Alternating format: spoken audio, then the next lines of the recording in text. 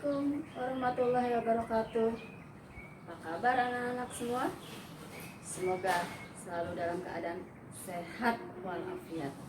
Bertemu kembali dengan Ibu dalam pembelajaran materi ilmu kimia kelas 10 MIPA.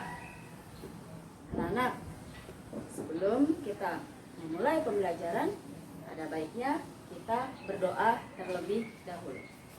Berdoa dimulai.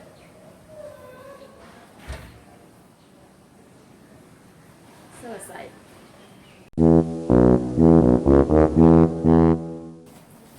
Baik anak-anak, pembelajaran kita kali ini masih ada di KD 3.1. Dan tujuan pembelajaran kita kali ini diharapkan siswa dapat menyebutkan definisi dari materi, sifat dari materi, penggolongan dari materi, serta perubahan dari suatu materi. Nah, untuk dapat menyebutkan tujuan pembelajaran kalian, bisa mengikuti penjelasan dari Ibu yang akan Ibu mulai sesaat lagi. Ikuti ya. Oke. Nah, anak-anak, kita masuk ke materi ilmu kimia. Apa saja nanti akan kita pelajari pada pembahasan kita kali ini? Ada 4 sub pokok bahasan yang akan kita pelajari di kegiatan kita hari ini. Yaitu yang pertama, nanti kalian diharapkan dapat menyebutkan definisi dari materi, sifat dari materi, penggolongan dari materi, dan perubahan dari suatu materi.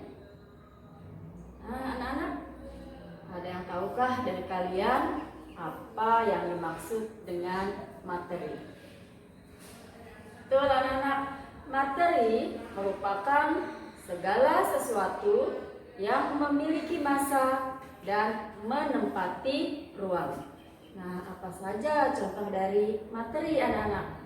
Ada uang, itu contoh dari materi. Ada buku, itu juga contoh dari materi. Kemudian ada awan, itu juga contoh dari materi. Dan lain-lainnya. Banyak sekali dalam kehidupan kita yang merupakan contoh dari materi. Yang berikutnya anak-anak, sifat dari materi.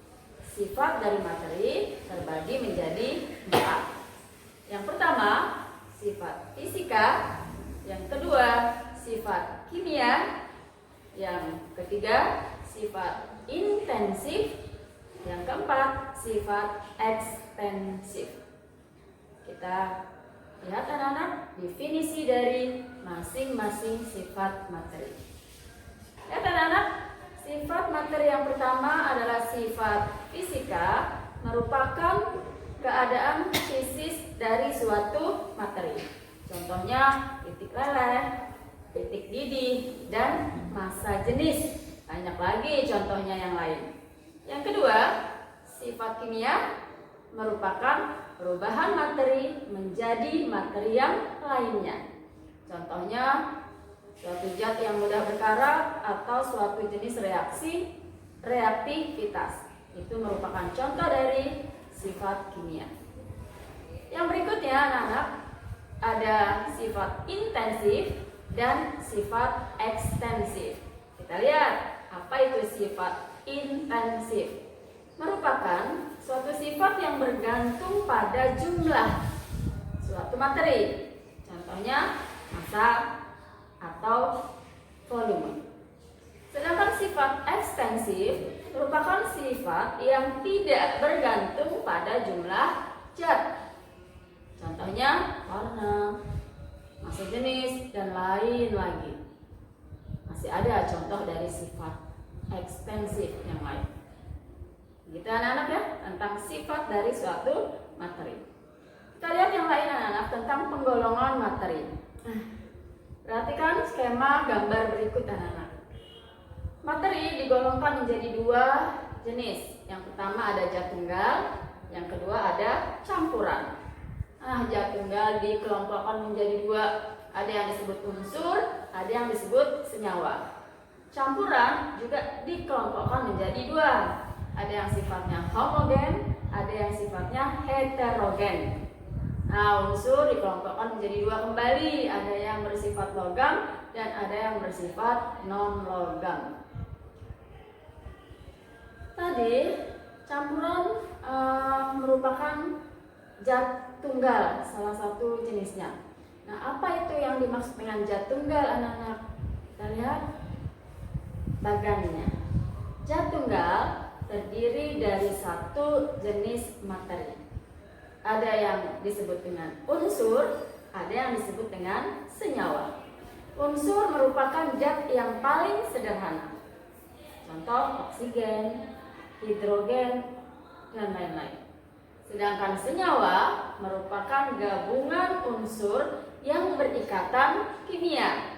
Contohnya air, rumus kimianya H2O, atau cuka, rumus kimianya CH3COOH. Partikel dari suatu senyawa, partikelnya ini bergabung menjadi suatu bentuk campuran dengan perbandingan tertentu, anak-anak. Kita lihat gambar berikut. Oke, anak-anak, kita lihat lagi gambar dari partikel suatu molekul atau partikel dari suatu unsur. Perhatikan gambarnya, anak. Partikel dari unsur, jadi gambarnya hanya zat yang berdiri sendiri atau yang sifatnya tunggal. Ada helium, ada atom-atom logam, molekul oksigen, dan unsur non-logam lainnya. Jelas, anak-anak? Kita lanjut. Campuran terdiri dari dua jenis materi, atau bisa juga lebih dari dua jenis materi. Campuran terdiri dari yang disebut dengan larutan, yang disebut dengan suspensi, dan yang disebut dengan koloid. Itu merupakan suatu campuran. Larutan merupakan campuran yang homogen, tidak dapat dibedakan antara partikel pelarut dan zat terlarutnya. Itu yang kita sebut dengan larutan. Contohnya ada air gula, ada larutan gula, ada larutan garam. Itu contoh dari larutan. Suspensi merupakan campuran yang heterogen, yang antar zat padatnya bisa dibedakan tanpa dengan menggunakan mikroskop. Contohnya air atau campuran pasir dengan air, itu bisa kita lihat perbedaan zat terlarut dan pelarutnya. Atau minyak dimasukkan dalam suatu air, itu juga tidak dapat tercampur secara homogen. Sedangkan koloid, anak-anak, suatu campuran yang ada di antara larutan dan suspensi. Contohnya susu, itu merupakan koloid. Santan juga merupakan koloid. Nanti kita pelajari lebih jauhnya tentang koloid di kelas 11, di kelas 2, anak-anak.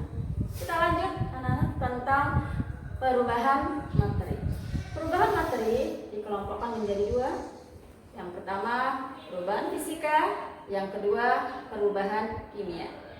Apa definisi dari kedua jenis perubahan ini? Perhatikan gambar berikut, anak-anak.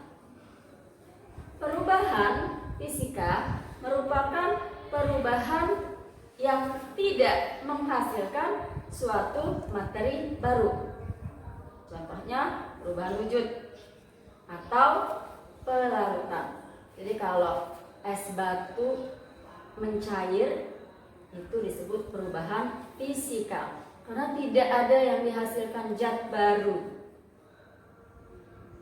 Contoh yang lainnya, kertas disobek-sobek, itu juga merupakan perubahan fisika. Kita lihat yang dimaksud dengan perubahan kimia. Merupakan perubahan yang menghasilkan suatu materi baru.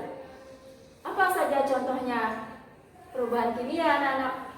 Apel yang sudah kita buka, kita kupas, kemudian kita diamkan beberapa saat, itu lama-kelamaan akan berubah warna menjadi kecoklat-coklatan. Itu merupakan perubahan kimia karena apel tersebut sudah mengalami reaksi oksidasi.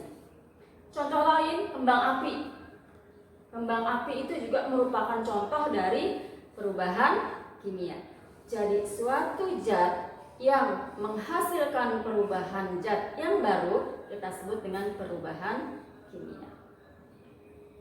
Lanjut anak-anak, yang berikutnya tentang reaksi kimia. Reaksi kimia merupakan suatu reaksi antara zat satu dengan zat yang lainnya, sehingga menghasilkan suatu zat yang baru. Nah, ada 4 ciri-ciri dari suatu reaksi kimia. Kita lihat diagramnya anak-anak, apa saja ciri-ciri dari reaksi kimia. Yang pertama, perubahan warna. Yang kedua, perubahan suhu. Yang ketiga, pembentukan gas. Yang keempat, pembentukan endapan.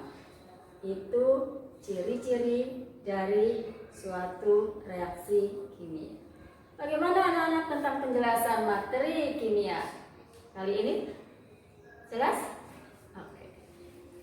Baik anak-anak, kegiatan pembelajaran kita tentang materi kimia mudah-mudahan bisa kalian terima dengan baik, bisa bermanfaat untuk kalian.